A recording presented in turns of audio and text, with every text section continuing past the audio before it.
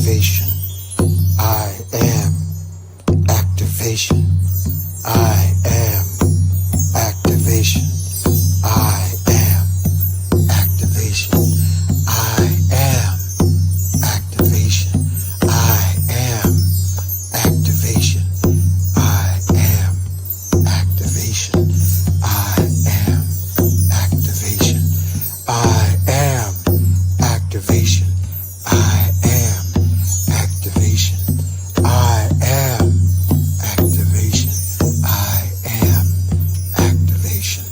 I am activation. I am activation. I am activation. I am activation. I am activated. Peace, everyone. We got a great one.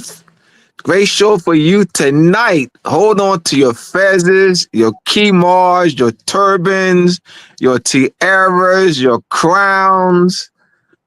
Oh man, your kufis, your tarbooses. We got a great one. We got the also the tarboose with the brim. The tarboose with the brim. They call the cap, which is the tarboose with the brim. Hold on to that. This is a great one tonight. I'm just so thrilled. All right, so we got the today's topic: etymology of the word God. A basic lesson on the linguistic methodology of reconstruction of words and historical sound changes. Yours truly, well, not me, but yours truly, Brother Israel Bey. Oh man, brother. Woo, I'm about to cry, man. This is wonderful, man. Wonderful. We can't address the tongue without addressing the brain. And before we get started, I always want to give a salute, a great appreciation to Brother Hank for offering this platform to me. He called me back in November 2023, and I did the first show and this first week in December of 2023. I've had over about 30 guests, and you'll see those. I'll have the list of those, my 30 plus guests on. They'll be listed in the various PowerPoints next week, so you can see the list of the various guests. I have a special. I have another guest next week, Brother Antonio Henderson Ill. I'll be interviewing him. He'll be graduating in June, so he'll be Dr. Antonio Henderson Ill. So he'll be graduating. Will have earning his PhD, and so that I'm excited to have him next week. So before we get started, I'm going to my etymology for those. Hank will put up on the screen my website, mooresandmasonry.org, for etymology vocabulary, for etymology vocabulary, something that you won. The Masonic compass, the square, the connection to measurement and timekeeping. Moorish and Masonry Part 1, Moorish and Masonry Part 2, the Illuminati and the illumination of the mind. How are Venus and Moon rule? To get a copy of any of my books, go to mooresandmasonry.org. But Israel, you have the floor, brother. All right, peace and respect, peace. So yeah, tonight's lesson, etymology of the word God, a basic lesson on the linguistic methodology of reconstruction of words and historical sound changes. And we cannot address the tongue without addressing the brain. So let's get into it. So this is the two-part Facebook conversation between Yusufel and Yisrael Bey in the comment section of a real video of Yisrael Bey made by Yisrael Bey on the topic of the etymological meaning of the word God. See real video made by Yisrael Bey it's on Facebook, and this is the link. Yisrael Bey, claim number 1 on top of real videos. When you check out the real video, you'll see there's a claim on the top and there's a claim on the bottom. So this is the claim on top of the real video. The word God has an origin and it is not a noun. So that was my claim. My second claim on the bottom of the real video, Yisrael Bey's claim number 2, the Old English word God is derived from the Greek word king, meaning to pour. And then we get into the conversation. Conversation between Yusavelle and Yisrael Bey, part 1. Yusavelle, the Greek word for God is theos. Yisrael Bey, peace. Please provide your reference to support your claim.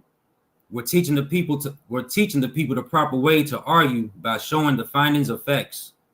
Yusavelle, LOL, I made a video on this. You people do poor research, and I will take any of you on in a public debate and destroy you. And he put the link to his video. Yisrael Bey, I doubt it, bro. I read the etymology of the word God. I revealed my source. You referred me to you as a reference. Yusavelle, read the etymology from what reputable source? Yisrael Bey posted a screenshot from Google AI overview. Douglas, this is try to wide this so y'all can see it. All right. So this is the AI overview. Douglas Harper created the online etymology dictionary.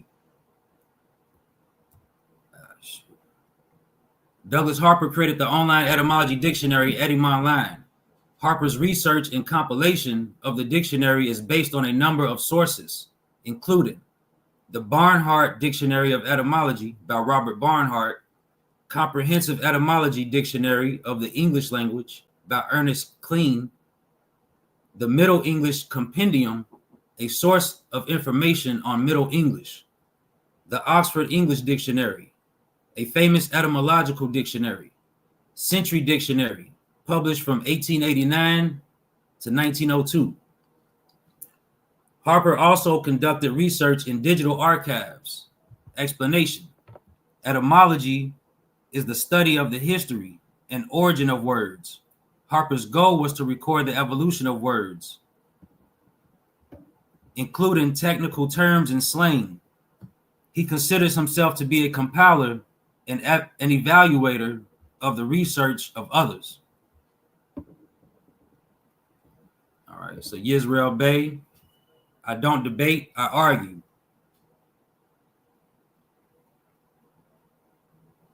So this is the conversation between Yusavelle and Yisrael Bey, part 2. Yusavelle, God comes from the German word gut. None of what he is saying is correct. Yisrael Bey posted a screenshot from Google AI overview.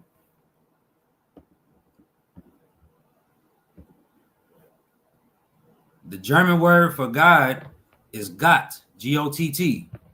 Gut is not a recognized German word, so it does not translate to God in any context. Key point: Gott, G-O-T-T, is the correct German word for God.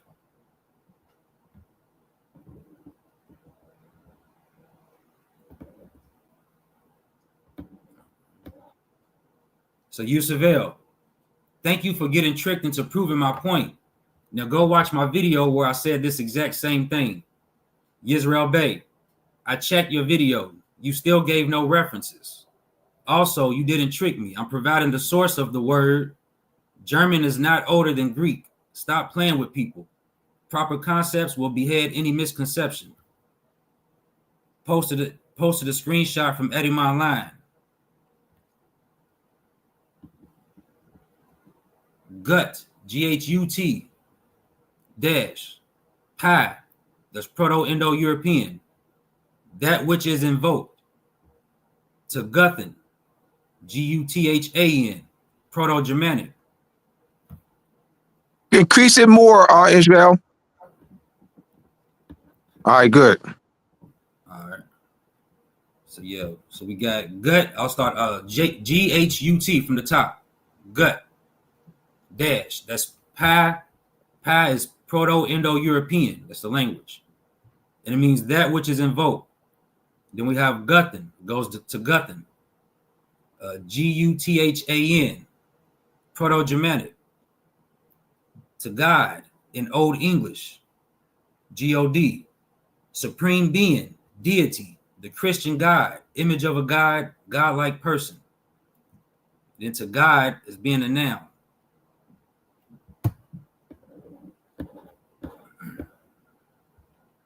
And that's the end of conversation. All right. So now we get into the basic lesson on the linguistic methodology of sound shift and reconstruction of words. In the study of morphology, there is a change in form. And in the study of phonology, there is a change in sound. Example number 1, the Latin word pater, Pater, transliterates to the modern English word father, Father. The P in Latin transliterates to the F in modern English. And these letters transliterate, not translate. So the P in Latin transliterates to the F in modern English. The P in Latin makes a labial lip sound, the use of lips. The T in Latin transliterates to the TH in modern English. The letters T and TH are dental teeth sounds, the use of teeth.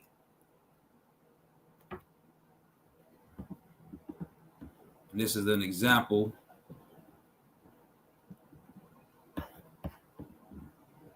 from the P transliterating to the F, the P from Latin transliterating to the F in English, and the T transliterating to the TH,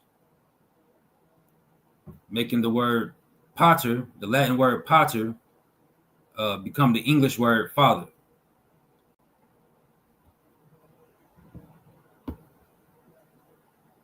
All right. Example number 2.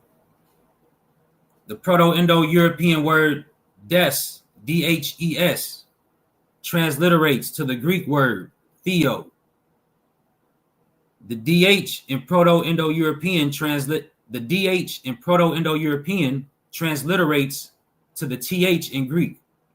The letters DH and TH are dental teeth sounds, the use of teeth. The ES in Proto-Indo-European transliterates to the EO in Greek. The letters ES is an alveolar tongue sound, the use of the tongue. And the letters EO is a diphthong, tongue sound, the use of the tongue.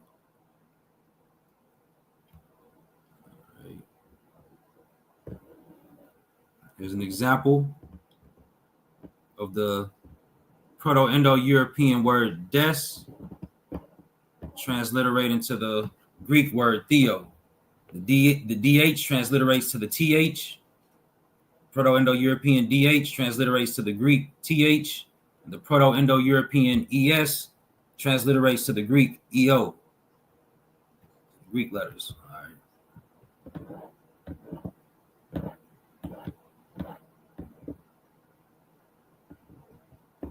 Example number 3.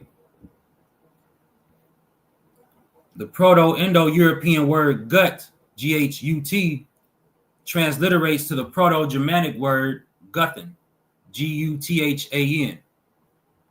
The GH in Proto-Indo-European transliterates to the G in Proto-Germanic. The letters GH and G are velar tongue sounds, the use of the tongue. The T in Proto-Indo-European transliterates to the TH in Proto-Germanic. The letters T and TH are dental teeth sounds, the use of teeth.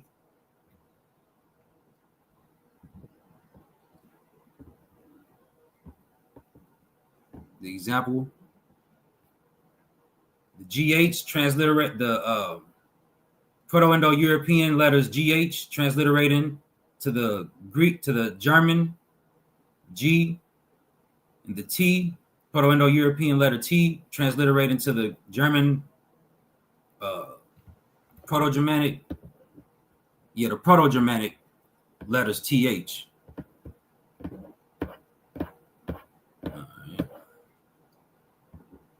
So example number 4, the Proto-Germanic word Guthan, Guthan, transliterates to the modern English word God. The U in Proto-Germanic transliterates to the O in modern English. The letters O and U are monophthong, tongue, the use of the tongue. The TH in Proto-Germanic transliterates to the D in modern English. The letters TH and D are dental teeth sounds, the use of teeth.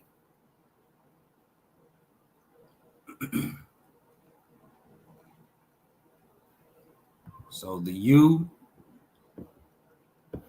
in Proto-Germanic transliterating to the O in English, and the TH in Proto-Germanic transliterating to the D in English.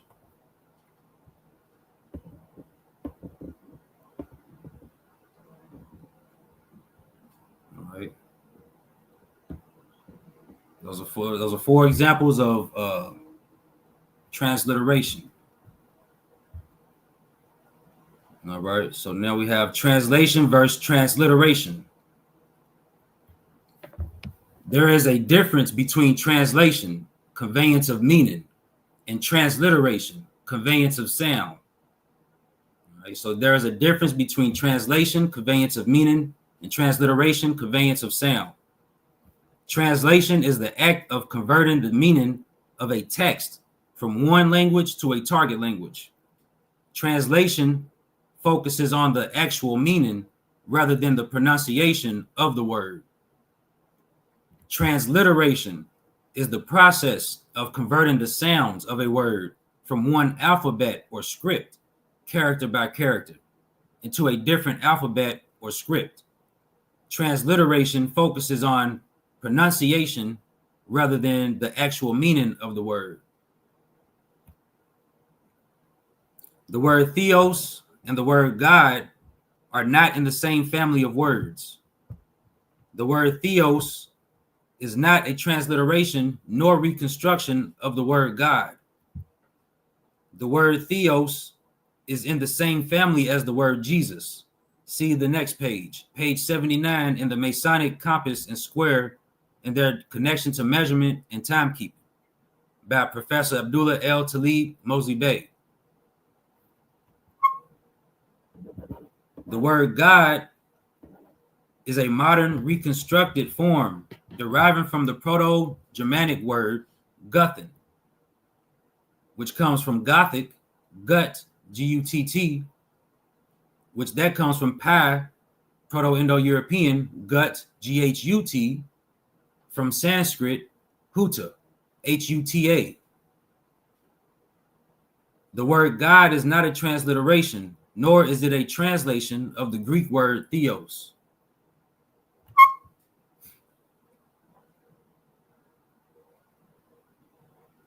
Supporting evidence. So this is my supporting evidence, findings of facts. Page 79 in the Masonic compass and square and their connection to measurement and timekeeping by Professor Abdullah L. Talib Mosley Bey.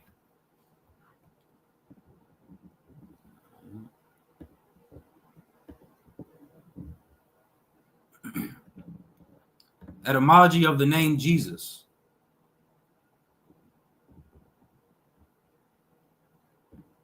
You see that? All right. Etymology of the name Jesus.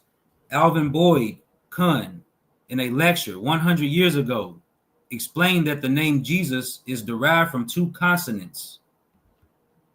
That we have two consonants in different languages. We have I-O. We have the four languages are Phoenician, Babylonian, Egyptian, and Chaldean.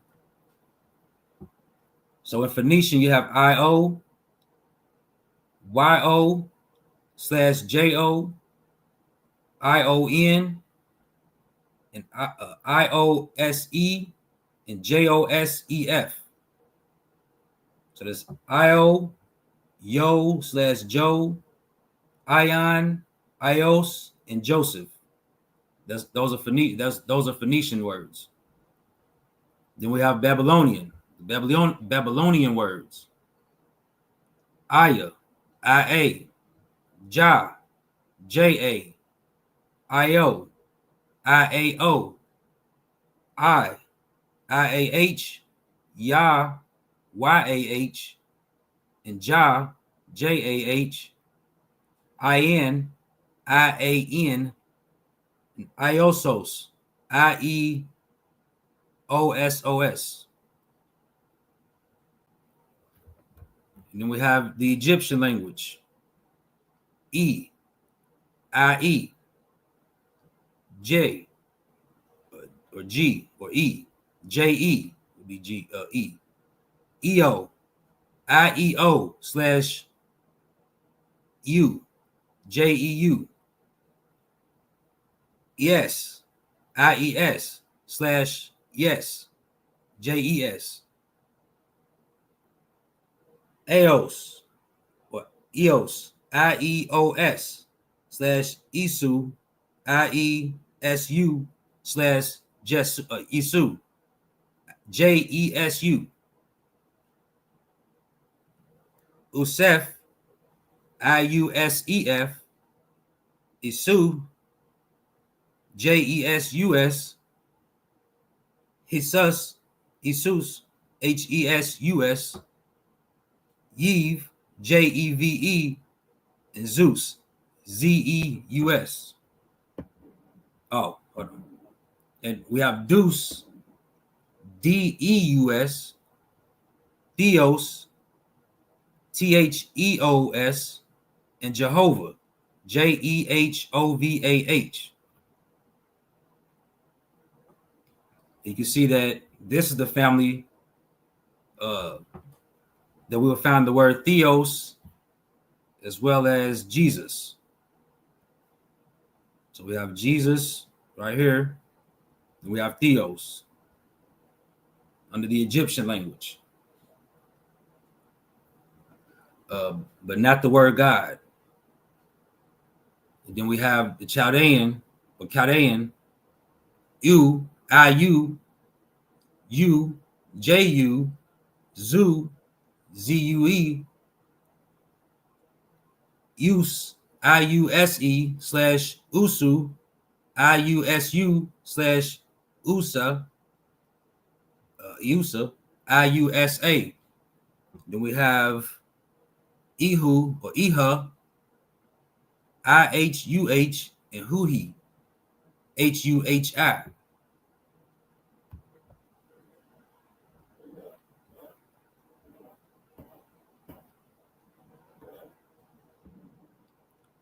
Furthermore, Alvin Boyd Kuhn, in a lecture 100 years ago, shows the bilateral root system of the Phoenician, Babylonian, Egyptian, and Chaldean languages was expanded to a trilateral, or trilateral,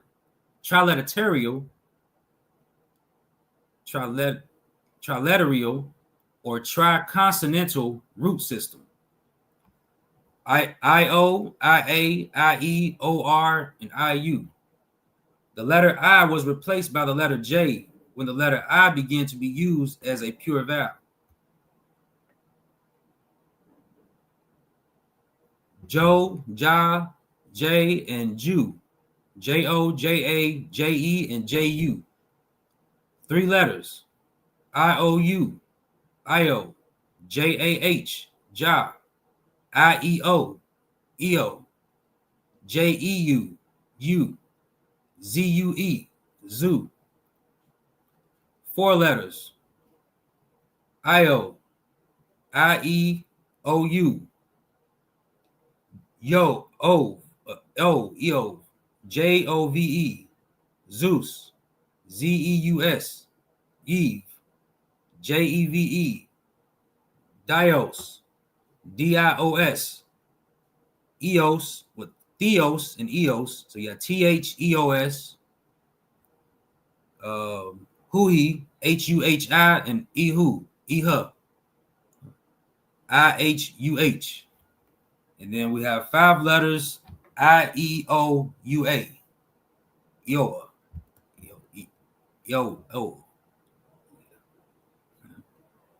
All right. So use of L claim number 1. The Greek word for God is theos. Yisrael Bey. Rebuttal to use of L claim number 1. See examples number 2 and number 4 above.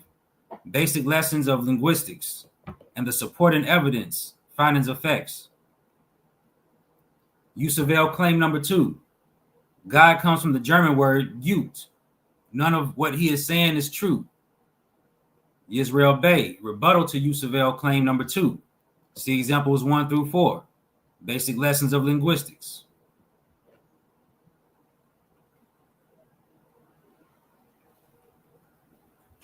So now we're going to talk about the tools of linguistics to strengthen your speech.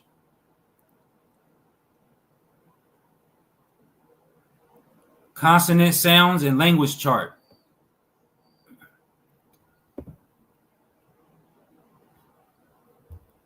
So we have on the left column, we have labials, lips, dentals, teeth, and gutturals, throat. And up here, the top row, we have nasal, liquids, vibrating, non-vibrating, plosives, vibrating, non-vibrating, and fricatives, vibrating and non-vibrating, and semi-vowels. So the the nasal are the sounds that you would make using your nasal passage. Labials, lips. So you're going to use your nasal and your lips to make the sound that the letter M makes.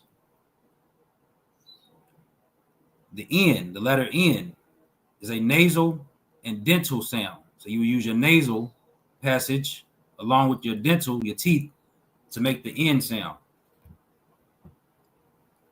NG, ing, is in king, K-I-N-G, or ring, R-I-N-G. You will use your nasal passage and the guttural, your throat, guttural sounds. So then we have liquids. LR. LR will be liquids. Your liquid sounds, dental, teeth. So liquid dental sounds. They roll. So a liquid sound is a sound that you would roll the sound. L, your tongue kind of rolls. R, the R alone, liquids, well, at the end of a word, not alone, at the end of a word, the letter R will be a liquid and guttural throat sound. All right. Then we have plosive for explosive, meaning your sound explodes, your air explodes when you say these words, when you make these sounds. So vibrating, B is a plosive, vibrating labial lip sound, right? Like buh, buh. So it explodes. D is a plosive, vibrating dental sound. So it's plosive, it explodes, it vibrates, and you use your teeth to make the sound. The hard G is in girl or gate. Is a plosive, vibrating, guttural throat sound. So use your throat to make that G sound, the hard G sound. And then we have P. The letter P is a non-vibrate, is a plosive, but non-vibrating. So it doesn't vibrate, but it is labial. So it's a plosive, non-vibrating labial lip sound. The T is a plosive, non-vibrating dental sound. The K or the hard C is in couch. The couch, K or Q, the QU is in queen. The CH is in church. Those are plosive, non-vibrating, guttural throat sounds. And then we have the letter V, which is a fricative, vibrating labial lip sound. And fricative is there's friction involved when the air is flowing. So fricatives are pertaining to friction, I mean the friction. So V is a fricative, vibrating labial lip sound. V. You have to use, it's fricative. It doesn't explode.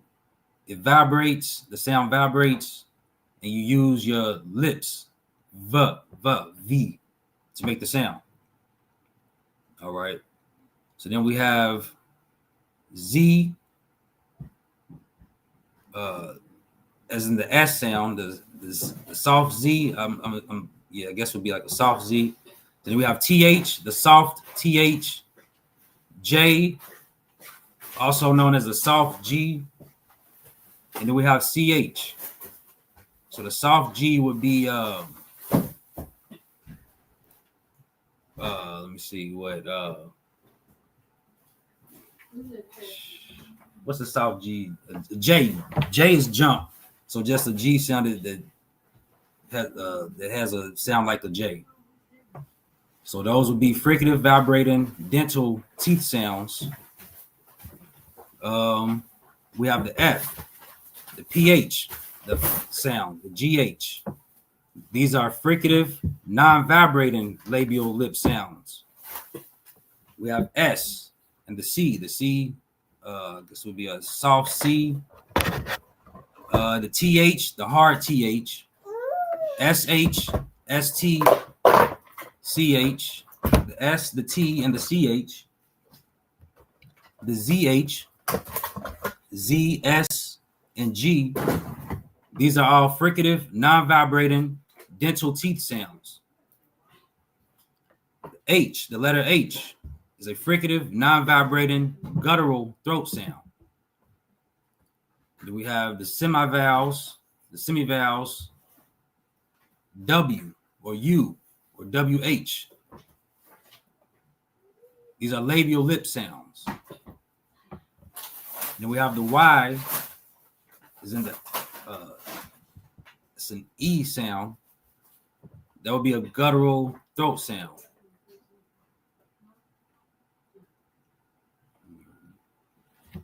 So this is the consonant, sounds, and language chart.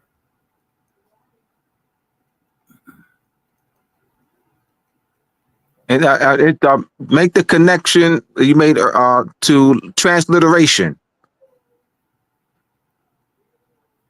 You said what? Make the to transliteration. Mm-hmm. So the sounds, yeah, show them powder to father. Using this. The examples. Yes, using the chart, show them powder to father. So the P and the F. So going back to the chart. So the P is a plosive, non-vibrating labial lip sound.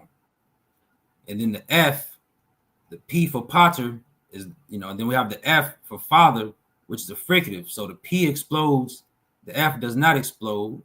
They're both non-vibrating and they're both labial lip sounds. So the only difference is the plosive and fricative. So one explodes when you make the sound P, Potter, and the other, the fricative, the F, does not explode. It's fricative. There's friction. So you'll feel the friction when you make the sound F, or for F is in father. Father. And then we have the T and the TH, the T in Potter and the TH in father. So going back to this chart, You have the T, which is a plosive, non-vibrating dental teeth sound. And then the father, there would be the hard TH. So it'd be fricative. The hard TH is a fricative, non-vibrating dental teeth sound. So you have the T, which is plosive, non-vibrating dental teeth. The hard TH, fricative, non-vibrating dental teeth. The only difference between this hard TH and this T are the fricative and explosive sounds made. We have the exact breathe and breath and breathe. Breath is the non-vibrating. Breathe is the vibrating. Breath and breathe. The example for heart vibrating, TH breath, breathe is vibrating TH, and breath is non-vibrating TH. Yeah. I think the tongue comes out farther when you say breath than it does when you say breathe. The tongue kind of stays in when you say breathe. So the TH and breathe, that would be the soft TH. And the TH in breath would be a hard TH. All right. So now we have the morphology of words, comparing the morphology of Latin and English words. Transliteration. Transliteration is the linguistic process of constructing a new form of a word, letter by letter, from one system of writing into another system of writing. On the left side, we have Latin, words in Latin. On the right side, we have words in English. Latin, the P in pater transliterates to the English, transliterates to the F in English, making the English word father. The T in the Latin word pater transliterates to the TH in the English, in the word father, making the English word father. The P in the Latin word septum transliterates to the V in the English word seven. The F in the Latin word frater transliterates to the B in the English word brother. The F in the Latin word fair transliterates to the B in the English word bear, making the English word bear. The T in the Latin word tres transliterates to the TH, making the English word three. The D in the Latin word decum or decum transliterates to the T, making the English word 10. The C in the Latin word cord transliterates to the H in the word heart, making the English word heart. The letter D in the Latin word cord, the letter D in the Latin word cord transliterates to the T, the letter T, in the English word heart. The letter G in the Latin word guest transliterates to the H in the English word hostess. The letter F in the Latin word fornus transliterates to the letter B in the English word burn. The letter G in the Latin word gin transliterates to the letter C in the English word kin.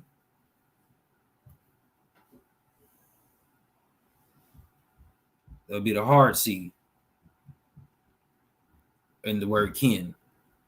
The letter G in the Latin word gem transliterates to the K in the English word knee. The letter F in the Latin word fregi or fregi transliterates to the letter B in the English word break.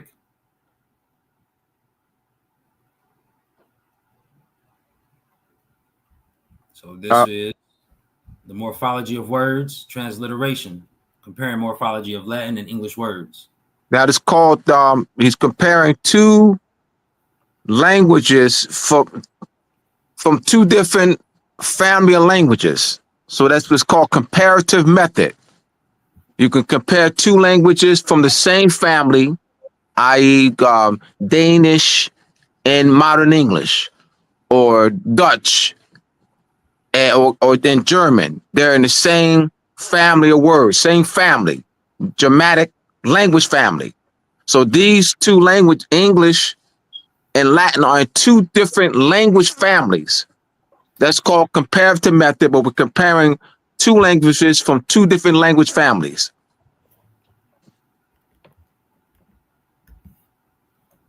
Excellent, brother. Mm-hmm. All right. So you got the International Phonetic Alphabet. International Phonetic Alphabet. This is worldwide. IPA vowels. Minnesota State University, Moorhead. And this is the web link. Vowels in the IPA. The technical names of vowels tell three things about a sound: the height of the tongue, high, mid, low; the portion of the tongue that is raised or lowered, front, central, or back; the tenseness of the tongue, tense or lax; the rounding of the lips, round or unround. The technical names for the vowels follow the order listed above. Thus, for example, what a teacher traditionally would call the long E sound in an elementary classroom is technically called a high front unround vowel.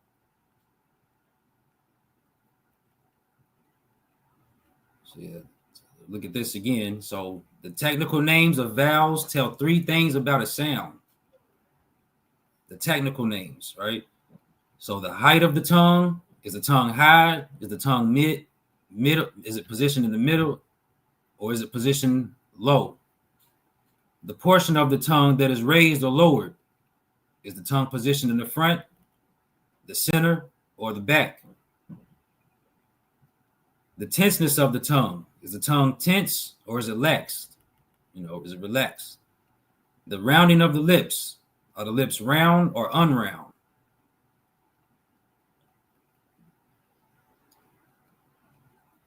The technical name and traditional name of the vowel sounds.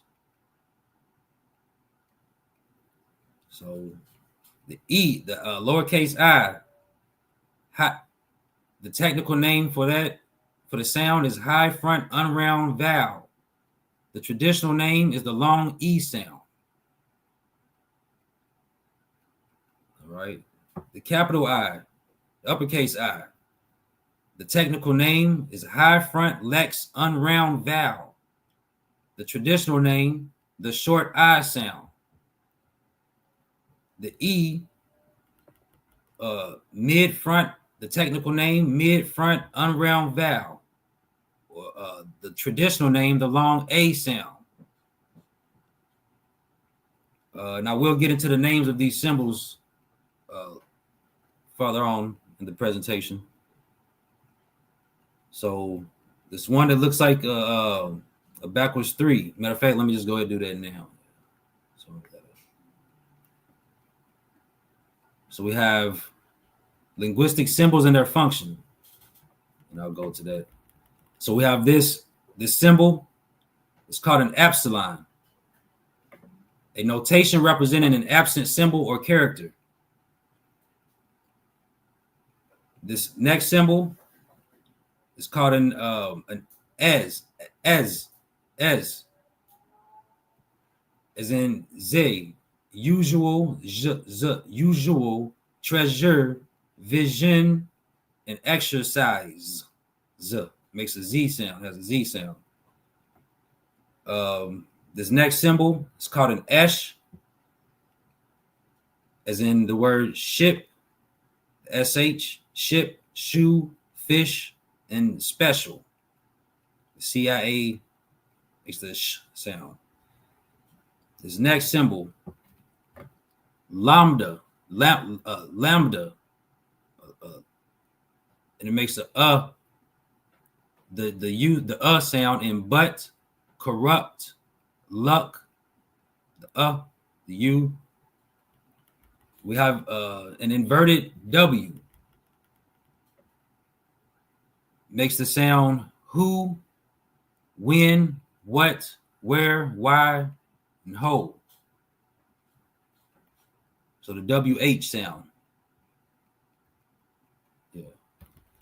Then we have the term C, which makes the all sound in the word law, caught, tall. This next symbol,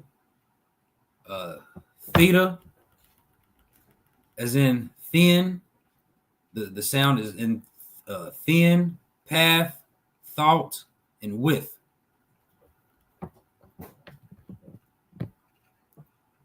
This next symbol, G or G, as in judge or J. Yes, the J, not the G, but J, the J, DGE, J. As in the sound, for the sound is in the word judge, the end of judge, the DGE, the beginning of gem, GEM, the end of the word age, AGE, the end of the word dodge, DODGE. Right. So this next symbol, the tie ligature. It's called a tie ligature. It does not have a specific phonetic or linguistic meaning. This next symbol looks like a question mark without the period on the bottom. It's called a glottal stop. As in uh-oh, that stop in between the H and the O and uh-oh. Uh-oh. It's a glottal stop. Bottle. OTTLE. Ottle. The stop.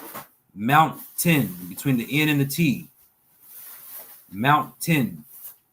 There's a stop, and then there's a comeback in the breath. This next symbol is an inverted omega, making the sound foot, as in foot, put, or could. This next symbol, F, as in this, that, and though. This, that, and though. Then we have the ing. Hold on, Israel. There's too much noise in the background, brother. Sure. Please, yeah. All right.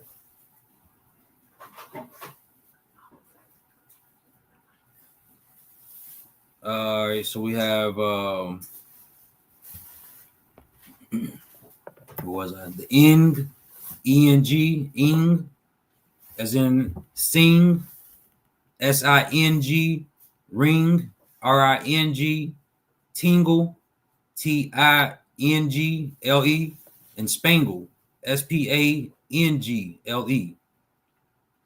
This next symbol, the upside down E, is called a schwa, and it makes a sound. It's in the word about, banana, computer, and consider. And this last one we have is the AE, the connected AE. It's called an ash. As in cat, makes the sound as in cat, track, and black. All right. So we'll go back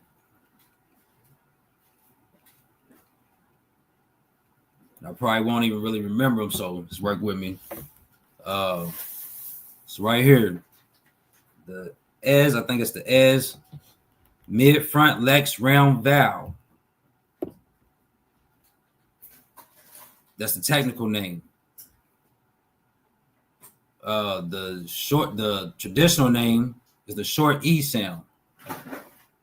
Let me so I can be clear while I'm doing this. 1 minute.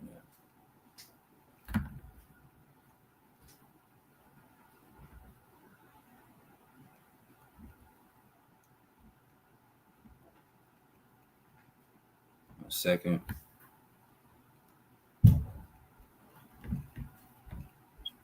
All right. Yeah. So I'll be able to say it, So this is called an epsilon, pardon me. So this is an epsilon. The technical name for the epsilon is a mid-front lex unround vowel. The traditional name for the sound is the short E sound.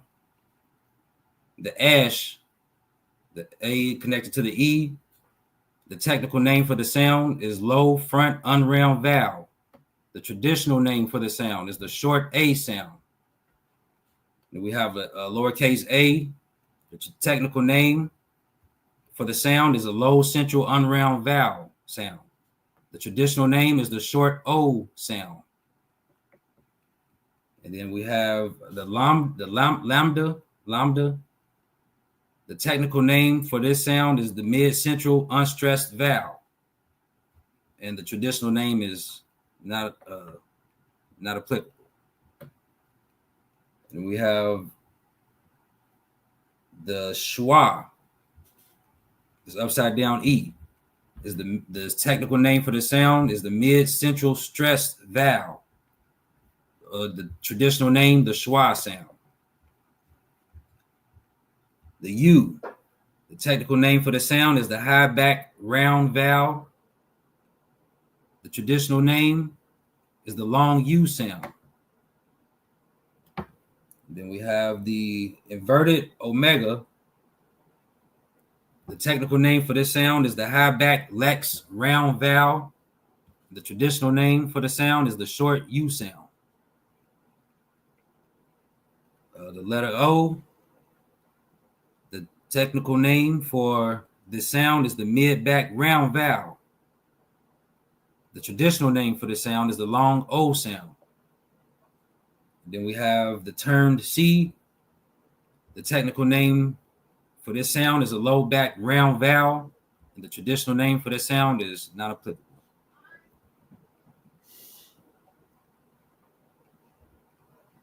All right. So this is the International Phonetic Alphabet for consonants.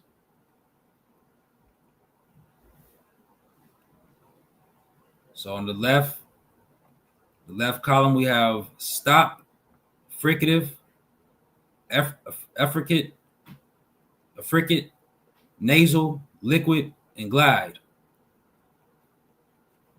Top row, bilabial, labiodental, interdental, alveolar, palatal, velar, and glottal. So the letter V is a bilabial sound, makes a bilabial lip sound, V. The V and the S, is that VLS, a bilabial sounds. Then we have the B, the bilabial stop sound. So the air stops, B. Then we have the P, bilabial stop, P. All right. Now here we have the M, bilabial nasal.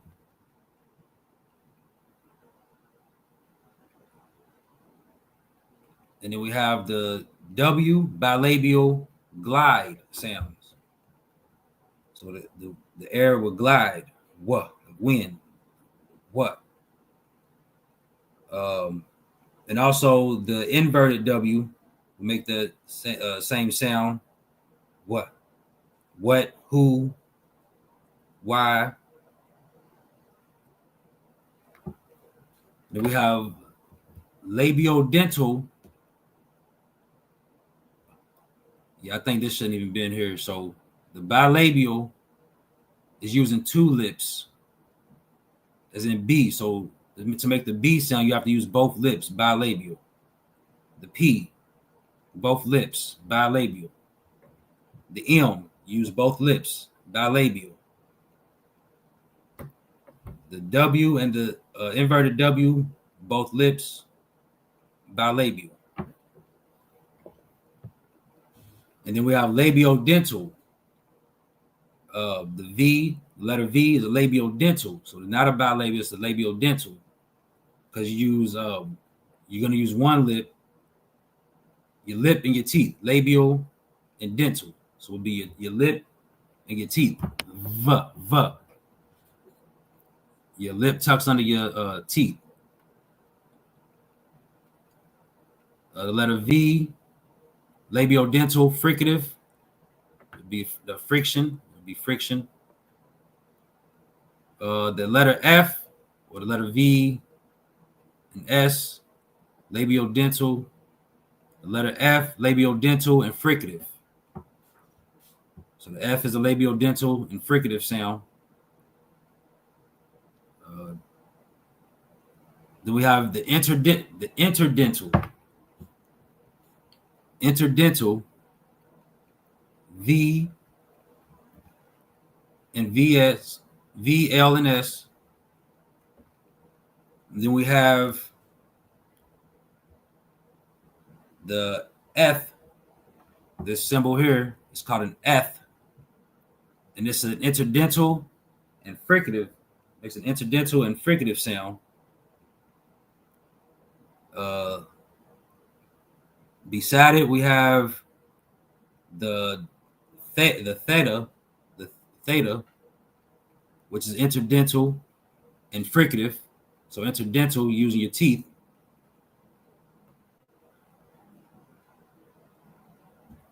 That's it for the interdental. Alveolar sounds. The V, L, and S, alveolar sounds. The D and the T are alveolar sounds, but the D and the T are alveolar stop sounds. D, T. All right. The Z and the S are alveolar fricative sounds. The letter N is an alveolar nasal sound. The letters L and R are alveolar liquid sounds.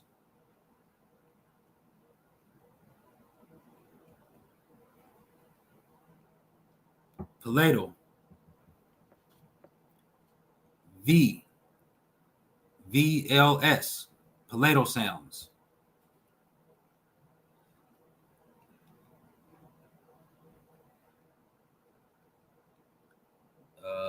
The S is called an S.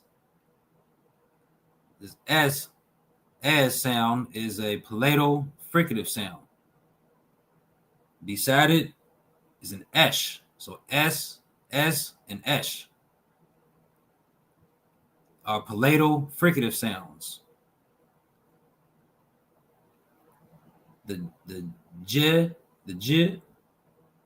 and the tie ligature are palatal effricate sounds. The letter J is a palatal glide sound.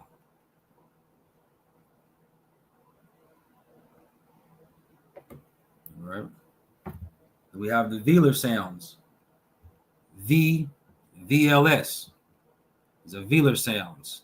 G and K are velar stop sounds.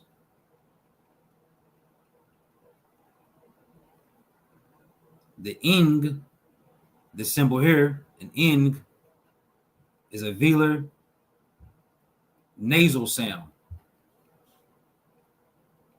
The W and the inverted W are velar glide sounds.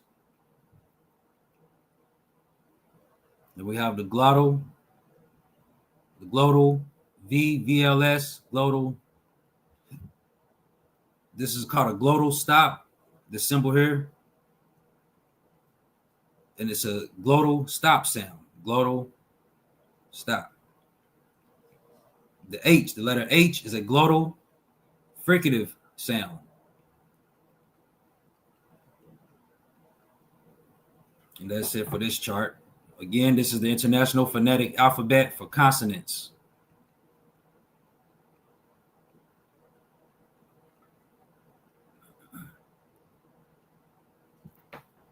All right, this is the English consonant sound and IPA symbols. Take a deep dive into each IPA International Phonetic Alphabet. Consonant sounds with examples in common English words. In the table below, you can listen to each English consonant sound pronounced by a native English speaker and practice your pronunciation of each consonant sound. And before you do this, Israel, let me just throw a few questions at you. All right. How do you see this being useful in studying history? You actually did a great job in showing Yusef, the evidence about his Yusef's claims that the word God, was it Theos, means God. That's his. Yeah. Right. So you actually use this. So this would be, you use linguistics to show that Yusef's claim was actually false. Correct. How would you see this being used in studying history? Yeah, well, it gives one a proper method of thinking. One, going to the history, words were different in the past, and also certain languages didn't exist. So when languages were created, new languages are being created, words are being transliterated and translated. Sound shifts are taking place, and the meaning of words can get lost behind all of that. So one would need, like, this would give one a method to go and trace back history, to actually go back in time. If they want to read ancient scripts, ancient documents, anything, really different languages. It helps with all languages because this is more than just one language. This is international. International chart, phonetic alphabet. It's an international phonetic alphabet. So these are the rules. Linguistics applies to all languages worldwide. So we want to know the laws of the language. So that's a good point that you raised about then studying history, that new languages, they're languages that exist today that didn't exist, say 500 years ago, or 1,000 years ago, or 3 or 4,000 years ago. Correct. So you have, let's go to the word God, the modern English form, God. That form did not exist. So you hear people will, and I'll hear even so-called scholars will retroact a form, a modern English form, into a time period in which it didn't exist. They say, 2,000 years ago, God, 2,000 years ago, Abraham spoke to God. Hold on. 2,000 years ago, that See, modern English words. So that's a good example of how this can be aided in studying history. Retroacting a modern English form to a time period in which it didn't exist. How do you see it in studying law? You said studying law. Mm-hmm. Well, it would be the same because the Same. law, yeah, Yeah. the words are going to change through the languages, sound shifts, There you go. reconstruction of The words. same answer. Absolutely. Same principle applies. Yeah, Same principle would apply. yeah, Excellent. All right. I just wanted to, break it up a little bit by asking some questions, yeah. and I'll come up back with a few more questions. All right. Mm-hmm.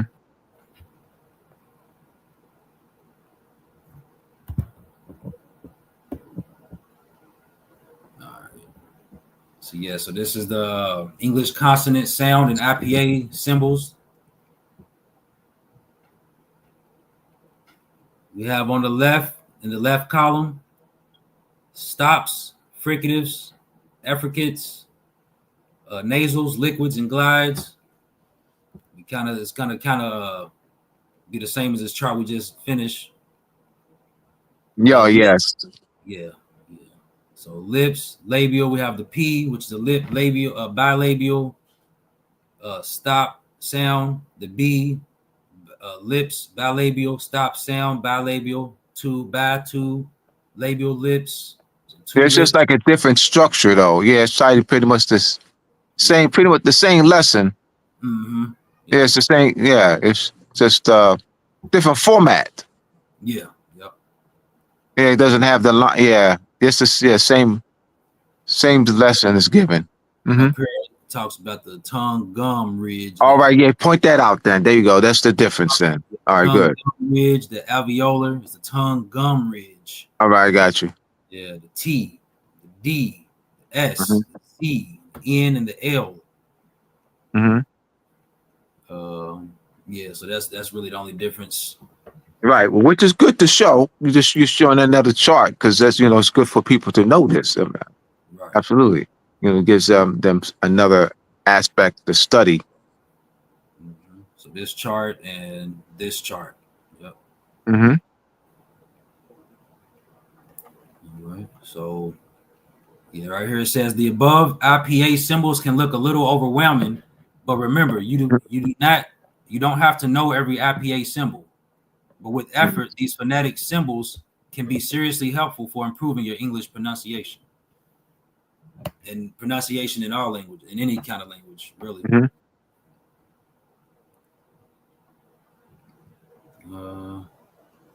And again, learn the technical names of the consonants that you just read. B, voice, bilabial stop. D, let me make this bigger.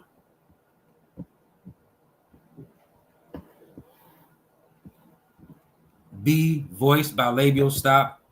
D, alveolar stop. F, voiceless, labiodental fricative. H, voiceless, glottal fricative. K, voiceless, velar stop. L, voice, alveolar, lateral, liquid. M, voice, bilabial, nasal. N, voice, alveolar, nasal. P, voiceless, bilabial, stop. S, voiceless, alveopalatal, fricative. T, voiceless, alveolar, stop. V, voiced, labiodental, fricative. W, voiced, velar, glide. Z, voiced, alveopalatal, fricative. G, voiced, velar, stop. J, voiced, palatal, glide. Ing, voiced, velar, nasal. G, voiced, palatal, affricate. Tie ligature, voiceless, palatal, affricate. Esh, voiceless palatal fricative. S, voiced palatal fricative. Theta, voiceless interdental fricative. F, voiced interdental fricative. And the inverted W, voiceless velar glide.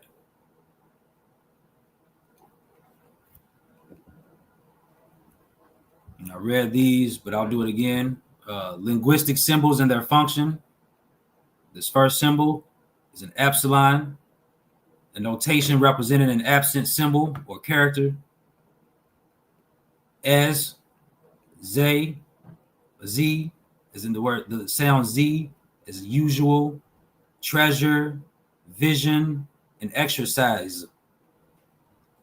Esh is in the sound for ship, shoe, fish, special.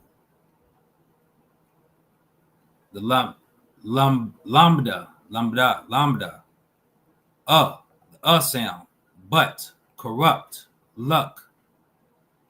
Inverted W, the W sound, who, or the who, when, what, where, why, ho. The turn C, all, making the all sound, as in the word law, caught, tall. Theta, the sound th and thin, path, thought, with.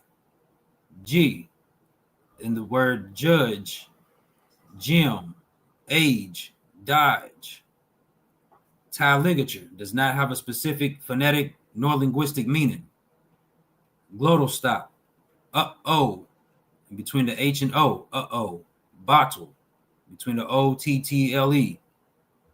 Mountain, between the N and the T, A. Mountain. Inverted omega, the sound is in foot, put, could. F, this, that, though. Ing, sing, ring, tingle, spangle. The NG, inverted E, or the inverted E called a schwa, making the sound in the word about, banana, computer, and consider. And the ash is in cat, the at, cat, track, at, black, at, ash. And we're gonna get some background into the word, to these symbols, theta and F. As in the other cases in which consonants are arranged in pairs, see table 2, theta and F share manner and place of articulation and differ in voicing. Theta is voiceless and F is voiced. This means that the only difference between them is that F is produced with vocal fold vibration and theta without vocal fold vibration. The phoneme theta is very easy for speakers of Peninsular Spanish because it's the sound included in words such as Ethel or zapato, but it's absent in the Spanish spoken in Latin America. The voiced version of this sound, F, doesn't have such a clear equivalent and tends to cause more trouble. Many Spanish speakers produce it just as a plosive D, which is not. Learning to do it well, however, is quite a simple task. Another problem is that since both theta and F are spelled as TH, it's difficult to say for sure when to use one or the other. Although there are no hard and fast rules about that, some very useful guidelines can be given. Let's start by listening to these sentences. Think about this.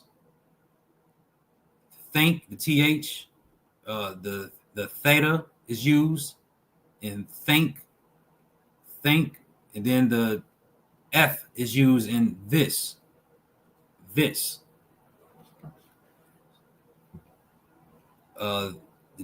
the F does sound a little more hard than the th, the theta th.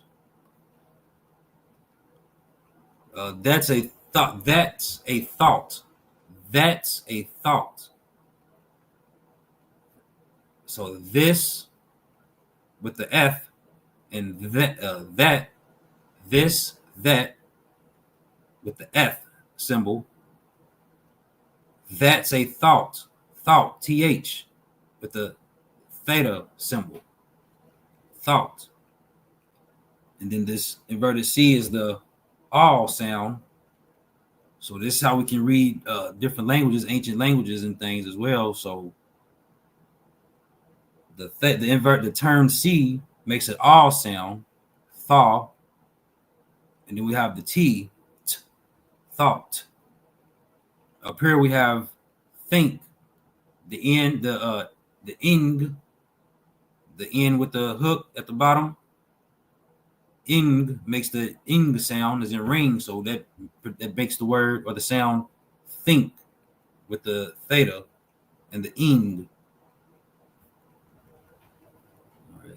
They thank you very much. They. This I is the long A sound. This capital I is a long A sound. A. Think. The A, the connected A and E is called an ash. So think. Then again, the ing symbol before this K. Think. So it's just showing how these are used. How the F, the theta symbol, and the F symbol are used. The theta, this is the theta symbol. Dental, fricative, voiceless. Spelling, th, as in the word thief or breath, which Brother Abdullah mentioned earlier. Breath. The phoneme theta is very well known to speakers of Peninsular Spanish. It's the same used in words like zapato, thona, sima o sinar. I'm not really clear about that one. So listen to this contrast. Thunder, thoughtful, zapato, thona, theater, thyma, or I guess would be thyma o sinar.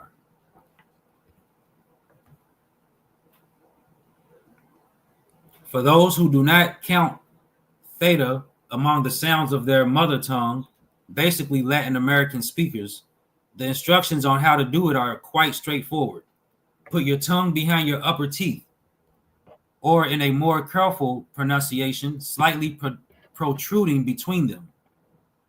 Then let the air pass, and you'll hear the hissing, fricative noise that constitutes the theta. Theta. And here's an example of the theta sound produced by a native speaker of English, none other than the writer Julian Barnes, reading from his novel Arthur and George. No, I do not think you are innocent. I do not believe you are innocent. I know you are innocent. Julian Barnes, cusp. And where do they go? One of the problems we face with F and theta is that they share spelling. Always the digraph th. So it's difficult to say which phoneme goes where. There are, however, some useful guidelines.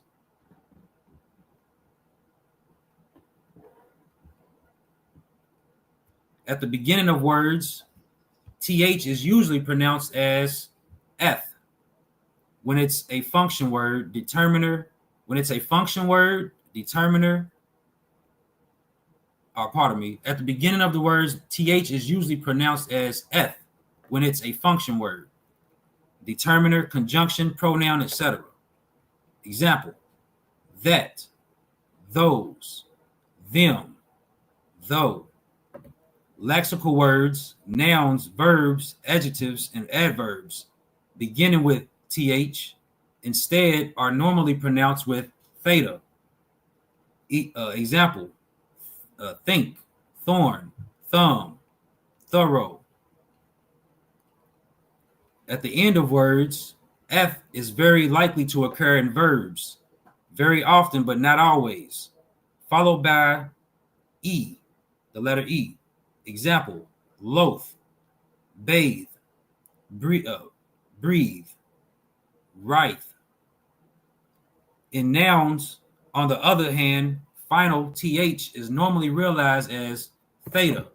Example: truth, flesh, cloth, stilth. This gives rise to interest in pairs: mouth, noun, mouth. You can see mouth, mouth, verb, mouth. Shut your mouth. You're just mouthing platitudes. In some cases, th is pronounced just as t. Thames, Thomas, time, Thailand.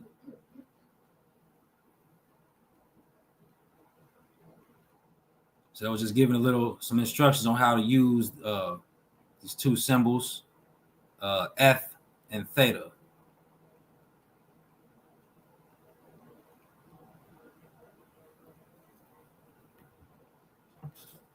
Elements of phonology: epenthesis and elision. Epenthesis, adding sounds to words, or elision, removing sounds from words, and the reconstruction of words through historical sound changes, reconstruction of words through transliteration, labialization, dentalization, palatalization, and apocopy.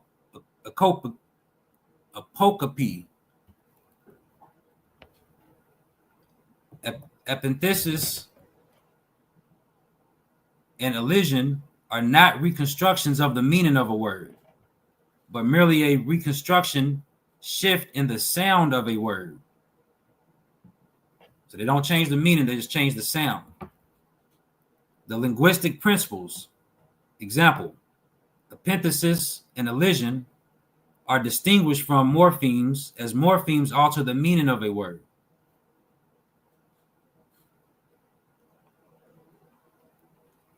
Epenthesis, the historical or systematic addition of a sound or syllable to a word. See prothesis and pedagogue, examples below. Again, epenthesis is the historical or systematic addition of a sound or syllable to a word. Prosthesis,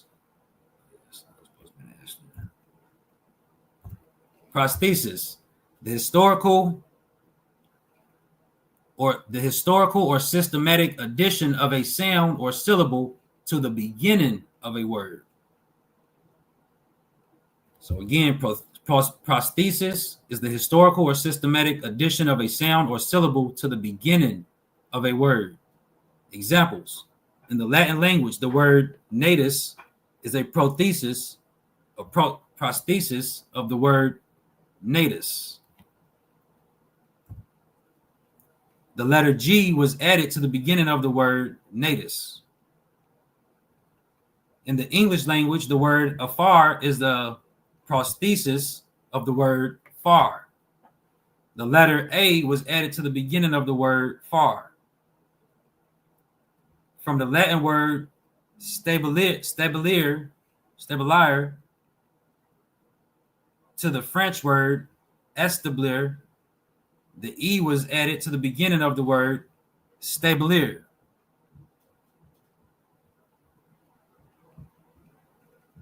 Pedagogy.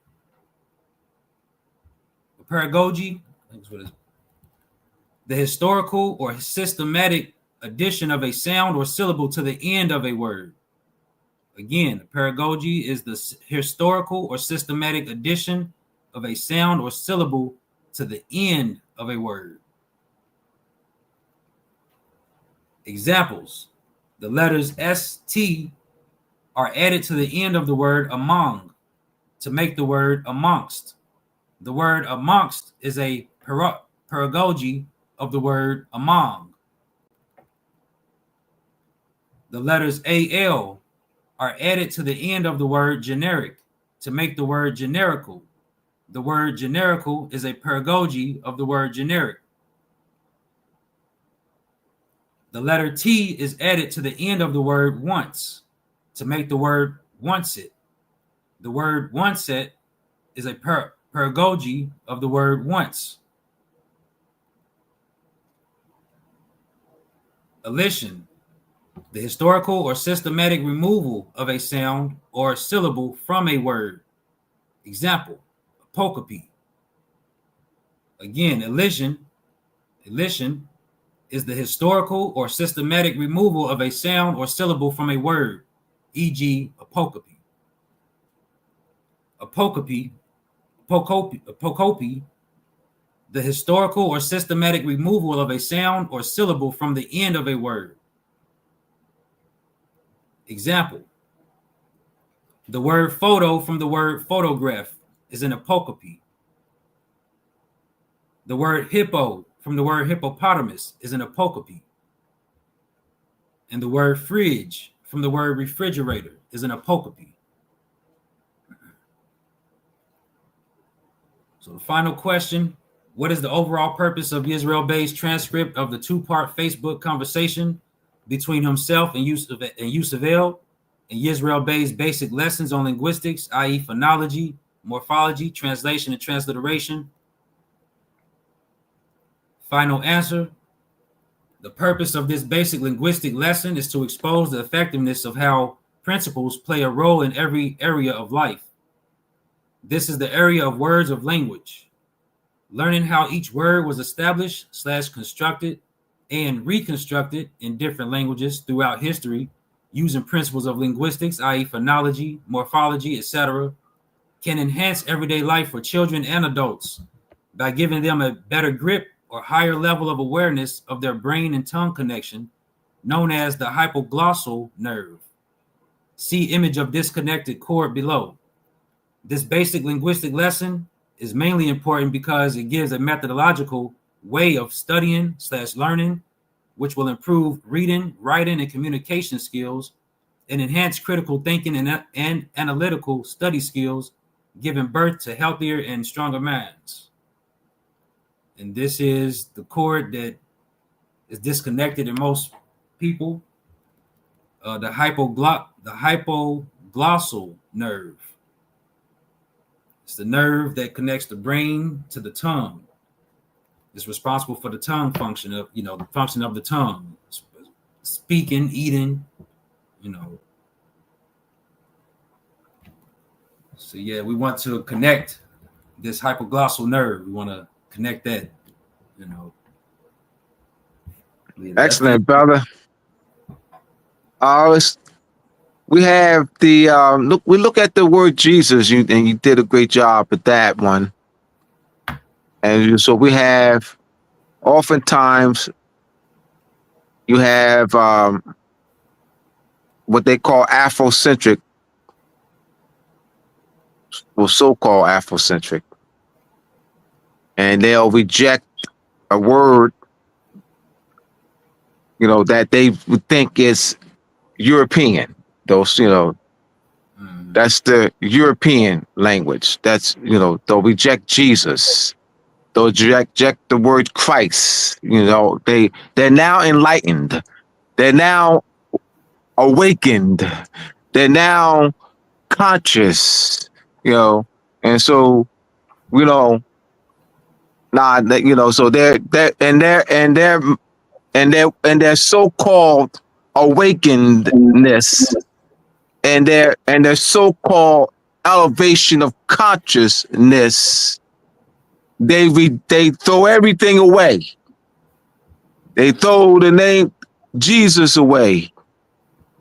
God, the name, put God away, and Christ, the Christ away, and they're like, and their new found awakeness, so they have this new energy. So what you're showing us, through linguistic methodology, that God, Jesus, we can look at Easter, Christ, and we go on and on, that these are simply modern forms of ancient. They have an ancient root. There's an ancient connection to name Jesus, doing God and Easter and Christ. So we need to, meaning the modern form doesn't belong to the Europeans. Let's take the modern form. All right, what I'm saying is the modern form is ours. And why am I saying that? Why am I saying I made a claim that the modern form is ours? Why? Well, as you showed us, this Israel showed us the linguistic methodology, the transliteration, and using that sound chart. And we gave the example. He gave the example, pater, father. There's no father, the form, without what? Pater. Mm-hmm. Meaning the modern form doesn't exist without the modern form. Jesus doesn't exist without the ancient. The modern form Easter doesn't exist without the ancient. I mean, that's the mother. Huta, Guda, that's the mother. The child is God, modern form God. So let's look at mother child. Mother child. So Israel showed the mother. I-O, I-E, I-A, I-U. That's the mother. J-E-S-U-S is the child. It's not, we're making sure that's not a disconnect. J-E-S-U-S is the child. So you don't, that's the, well, and once again, the child is not created without the mother. So J-E-S-U-S is not created without the mother. We're just trying to just show here. That's what this is where that, looking at, they gave us the methodology. He went step by step. He went slow with it. The historical sound changes, the understanding transliteration. He really broke it down. So now we're doing some critical thinking about it. What are your thoughts, Israel? Yeah. I broke it down. Key elements. There you go. Yeah. And Yusef didn't have a comeback. Y'all can go and see that real video. Check out the comments. Yeah, yes. Y'all see, I didn't leave anything out. So. Yep. No comeback. He said he's going to destroy him. Yeah. On any platform. Yeah. Well, that's what. Yeah, I was one of the quotes there. He's going to destroy you. Yeah. I'll destroy anybody that Mm-hmm. And without this knowledge, you can't destroy anybody. So we do poor studying. That's what he said. Let me see. So you people do poor studying. Yep. Yeah, right here. Yusufel, LOL. I made a video on this. You people do poor research, and I will take any of you on in a public debate and destroy you. I ain't gonna destroy you, brother. I And don't this is see the that. UCL. This is the UCL for that does the SPC University. Yes. So yeah, that UCL. No, he's not gonna destroy you, brother. Not with this knowledge you got, brother. No way. Mm.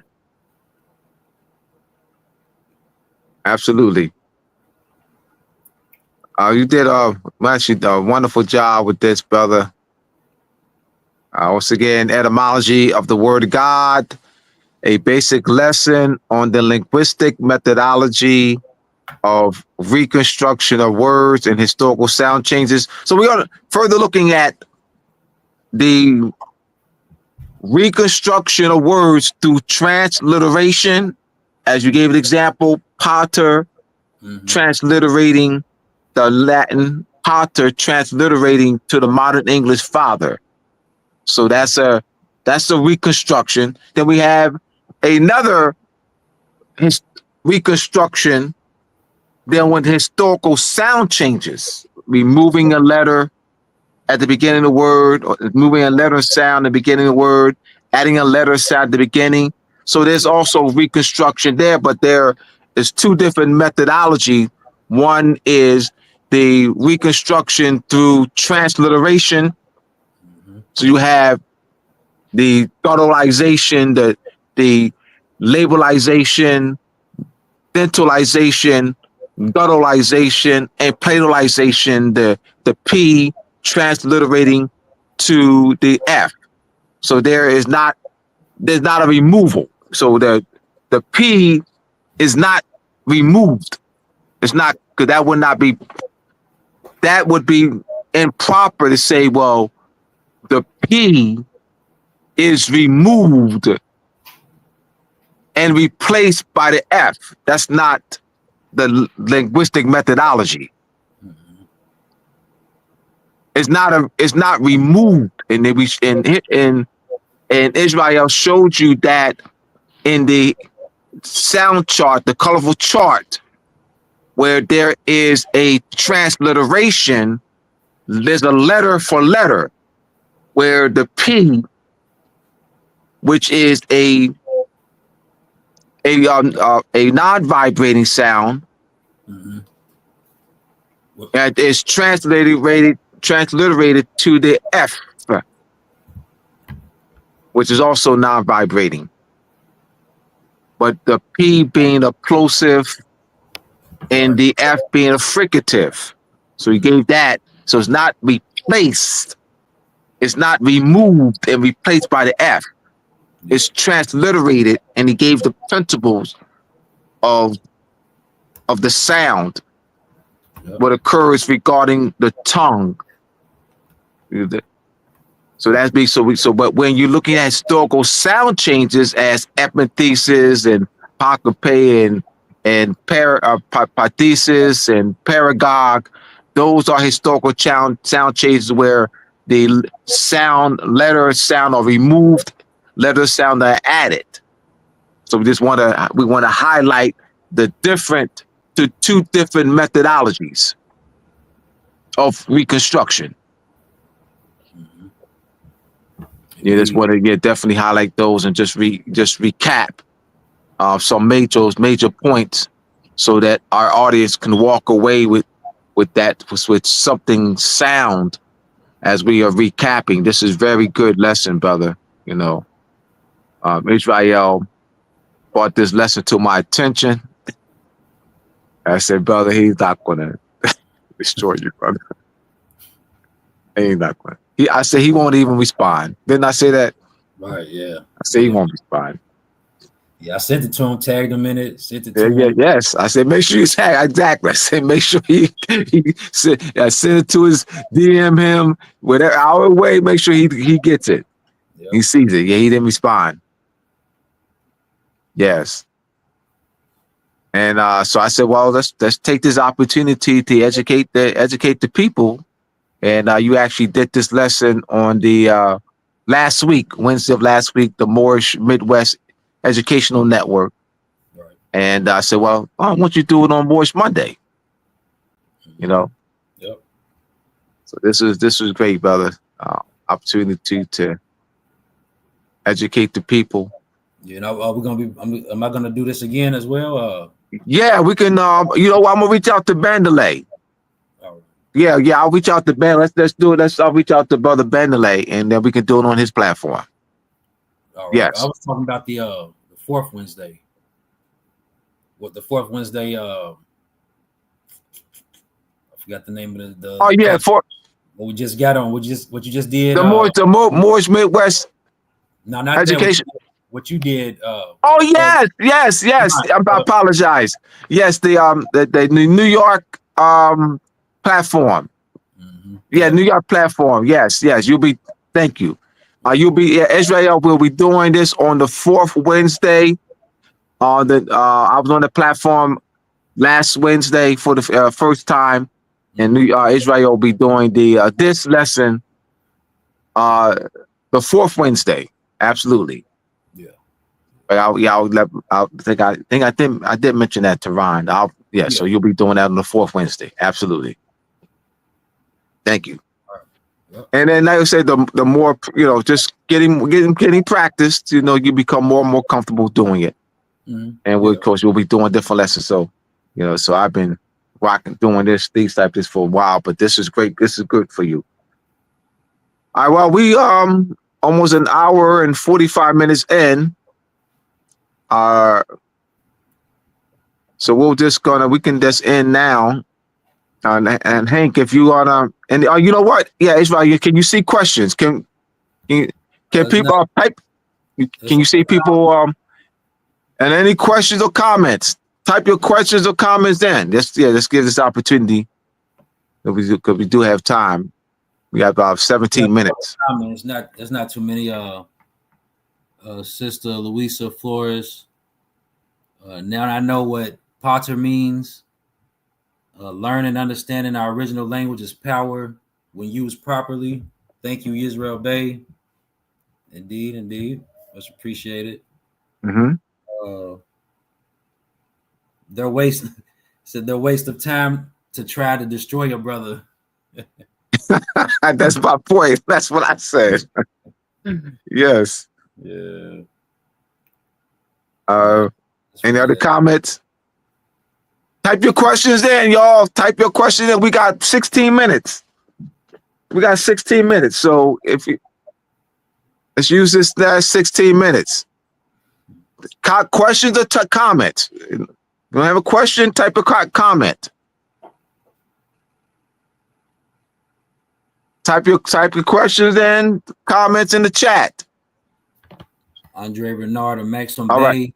Thank you, Kinship. Honors for these keys. I have to study more. But the key that now let's address that. See, that's why the comments are good.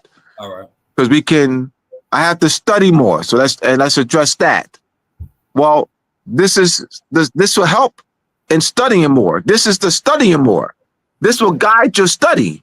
Yes, the method. Yeah. This is the method. See, the studying more is learning methods of study.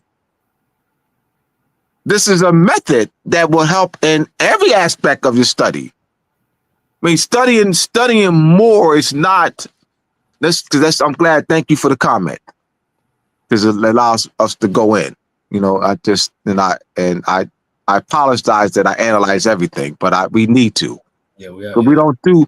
And I'm being facetious when I say that. I am being facetious when I'm saying it.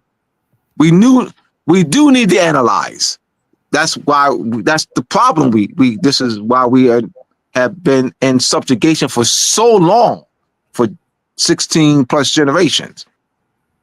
And we have to learn how to analyze. But this is a lesson on how to analyze, on how to study. Because you say, well, they're studying more, but if you don't have a method, though, understanding the principles, and this is actually great lesson. So I would studying more. Relook at this video. Look out or this the recording. Watch the recording. Yep. I would, we say study more. It would be this. That as an example. I mean, of course, there's others, but since we are on this lesson right now, I want to point to this particular lesson. Yeah. Any other questions or comments? Because we can take the comments and analyze them. We're not trying to throw anybody on the bus. We just try, to analyze for everyone. It's not just for the one who who made the comment. It's for everyone. So when I make if I'm analyzing a comment or we answer a question, it's for everyone. It's to help everyone. Yeah, the fourth Wednesday, Sister Louisa, the fourth Wednesday is the 23rd, April 23rd. 23rd, and that's on a different platform in NY, New York. It was 4 letters, right? New York platform.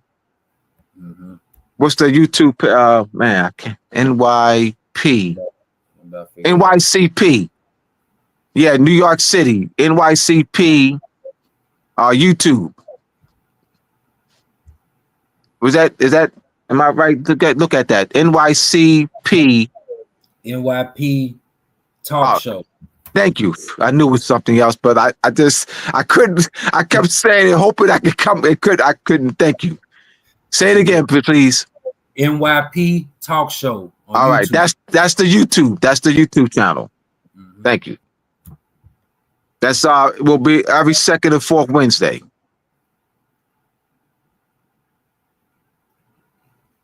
Yep. Any other questions, comments, criticism? We're not above that either. Hopefully this is constructive criticism. I mean, right, yeah. Okay. You know what I'm saying? That's criticism. I mean, constructive criticism is good.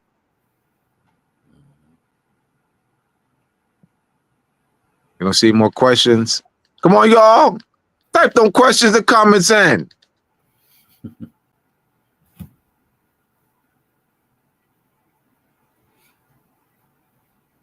We got about 10 minutes. No more questions, and we'll just give another minute. No more questions or comments. No, you gonna say any? Nah. All right. All right. So across the screen, you see my website, mooresandmasonry.org. To get Moors and Masonry Part 1, Moors and Masonry Part 2, How Venus and Moon Rule, Etymology, Vocabulary, the Masonic Compass Square, the connection, the measurement, the timekeeping, and the Illuminati and the illumination of the mind, go to my website, mooresandmasonry.org. Once again, I always want to give Brother Hank a great shout out for his support for the past year and a half and offering his platform and being very supportive for over the past year and a half. My next guest, Doctor. He'll be he's graduating in June, so he'll be Dr. Antonio Hendrickson Ill, and I'll be interviewing him next week. Yeah, out of Harlem. So I'm excited. Sister Louisa connecting me with Brother Antonio Henderson Ill. And we spoke once. We spoke Saturday. Yeah, we did speak Saturday. He did go to Canton High School. Actually, where my mom went to. In fact, my mother was pregnant with me while she was at a senior year in Canton High School, and I actually taught there, substituted there for a few years. So definitely, Brother Antonio, if you're listening, I'm looking forward to interviewing you next week, as I'm preparing for the interview. All right, so since there aren't any more questions, there's a couple questions. All right. All right, good. We got some time. All right. We got One is it possible that we can get someone to make the vibrations correct ways of speech? possible to make. I don't understand. Read it again, please. Is it possible that we can get someone to make the vibrations correct ways of speech? Can you clarify your question? Yes, I can't answer it. I don't. I mean, I don't understand it. So Yeah. The next question is, yes. where would you advise someone to start in their linguistic studies? This video. Yeah. Right. Yeah. No, without serious. Without. I'm not. Basic. I'm not even being biased about it because this is the lesson that I've. This video because this is this is a great presentation. So you say the linguistic studies, it will be this video. Like I wouldn't guide you to a book or something because let me say to begin is to this video. Yeah. Because what book I would advise you that would have this comprehensive, lesson. Like you would have to get, I would have to give you direct you to multiple books to get this. This is actually a well put together presentation. It would be this video without being biased about it. Yeah, it's a solid first step. Absolutely. Yeah. Any other questions? Share it too. Also share this video. Like, subscribe. Share this video, and then there's other videos. Hank has guests on throughout the week. Moorish Mondays I'm the host of Moorish Monday, but there's other presentations that are on doing maybe something tomorrow because Hank has guests on during the course of the week. I'm on. All right. So any other questions? No. Yeah,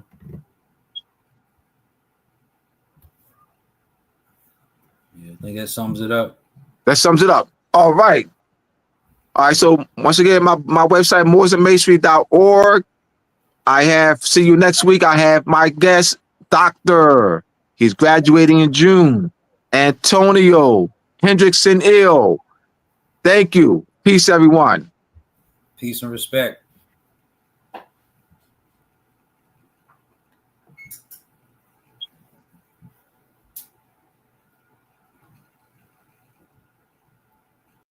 And we can